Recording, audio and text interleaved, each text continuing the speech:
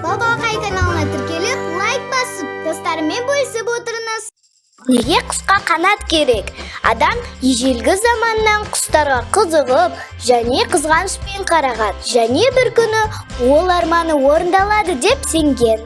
Адамдардың өмірінде ұшақ ойлап табылған соң, құс секілді ұшу арманы орындалғаны рас.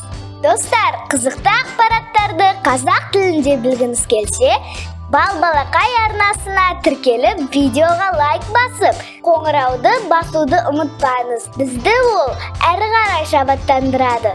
Дегенмен, қаншалықты құстар ұшқанымен қанаттары әлде қашан ұшу қабілетінен айырылған құстар бар. Бірақ олардың қанаттары бола тұра ұшуды білмесе де, басқа қабілеттерін тұрмысына байланысты жақсы жетілген.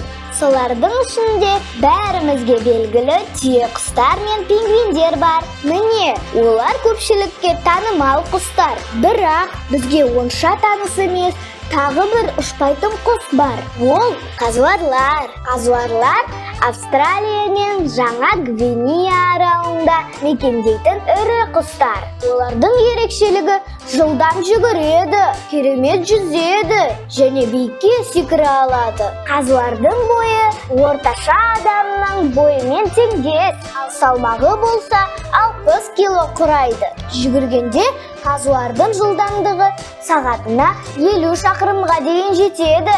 Жалпы казуар бейбіт өмір сүреді. Бірақ өміріне қауіп төне қалса, қарсыласына мықты табанымен соққы бере алады. Достар, казуарлар туралы ақпарат ұнады ма? Келесіде қай тақырыпта видео көргіңіз келеді? Мысалы, неге мысықтың көзі түнде жылтырайды? Немесе, неге шаң бөлшектері жарық сәулесінде билейді? Комментарияға жазып кетіңіз және достарыңызбен бөлісіп отырыңыз. Келесі кездескенше сау болыңдар.